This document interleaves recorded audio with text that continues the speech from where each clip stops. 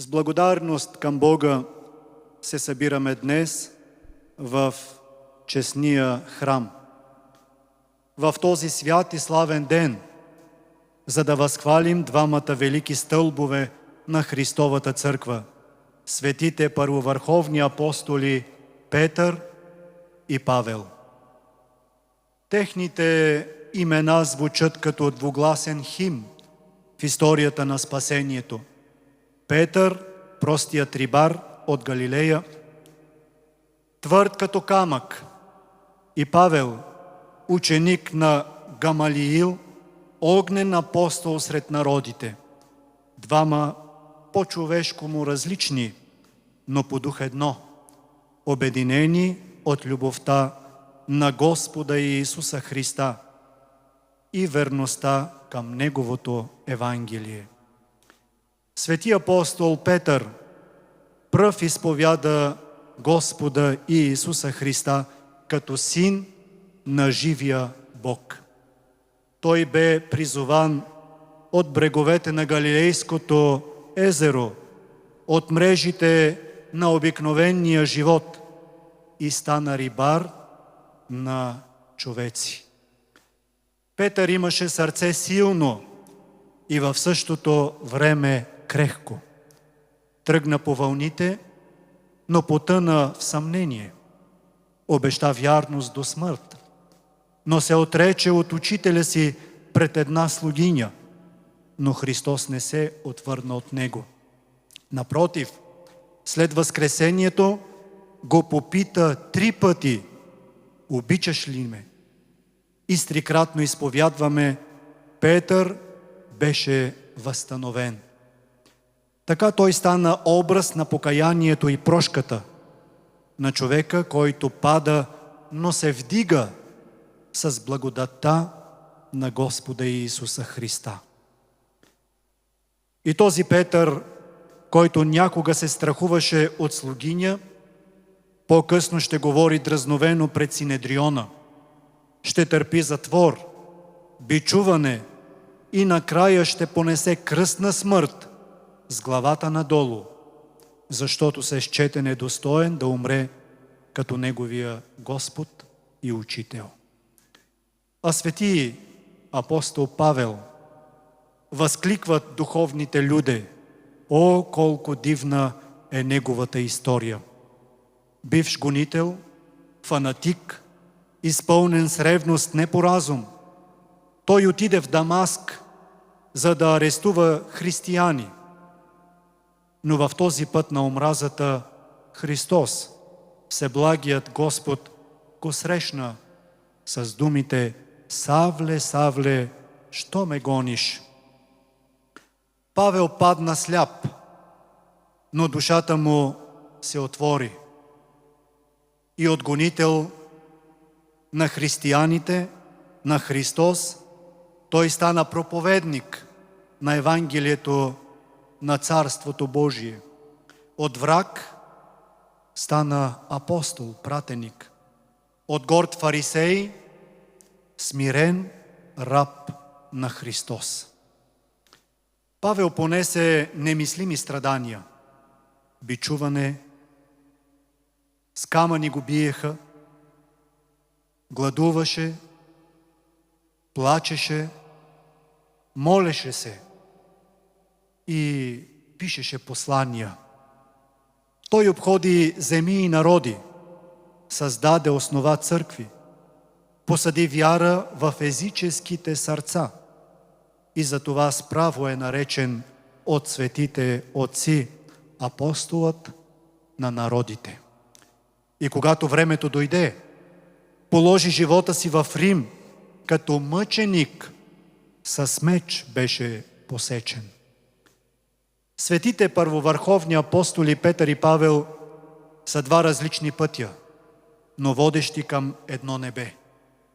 Те ни учат, че спасението е за всички, и за простия, и за учения, и за грешния, и за ревностния. Бог гледа не към миналото, а към сърцето на човека. Те двамата апостоли ни учат, че никой не е недостоен за Божията любов, ако има покаяние. Те не бяха безгрешни човеци, но бяха верни във всичко на Христос. Не бяха съвършени, но обичаха Христа до край. Възлюбени в Господа, брати и сестри, днес в техния празник нека се запитаме и ние: има ли в мене вярата на Петър? Има ли ревност в нас, като на Павел? Можем ли да простим, да се смирим, да се покаем? Готови ли сме да последваме Господа Иисуса Христа не само с думи, но и с живота си?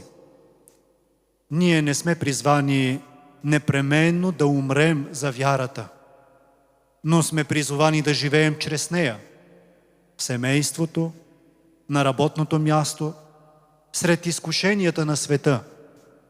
Днес повече от всякога светът има нужда не просто от проповедници, а от живи апостоли, мъже и жени, които с тишината на своя живот, с сълзите си, с добротата и любовта си показват Христа.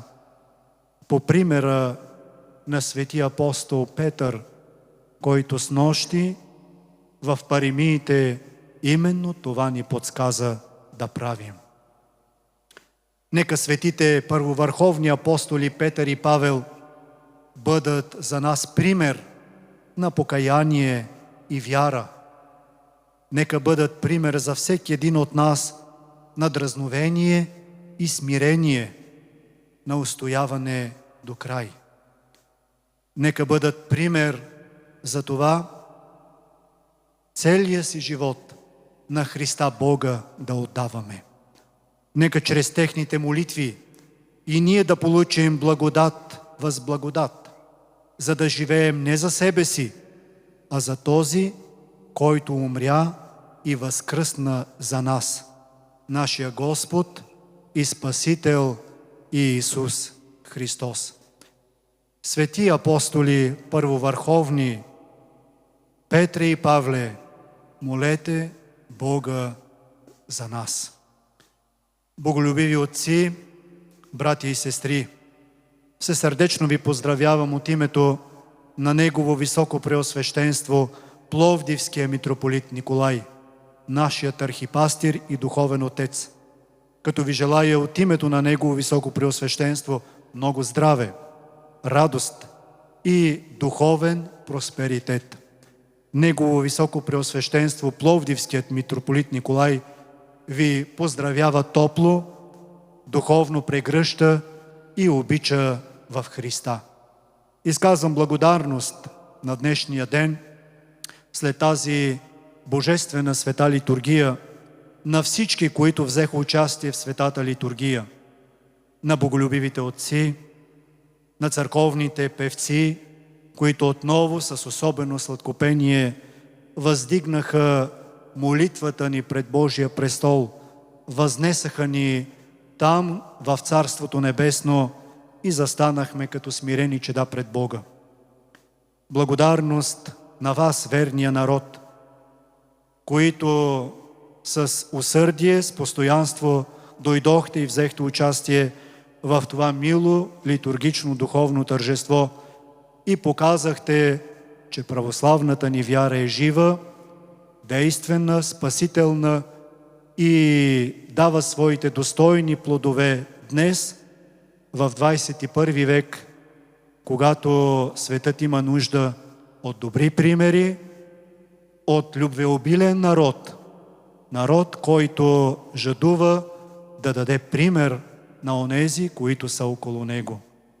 Изказвам благодарност на всички, които се потрудиха за днешния празник на църковното настоятелство, на всички ктитори и дарители.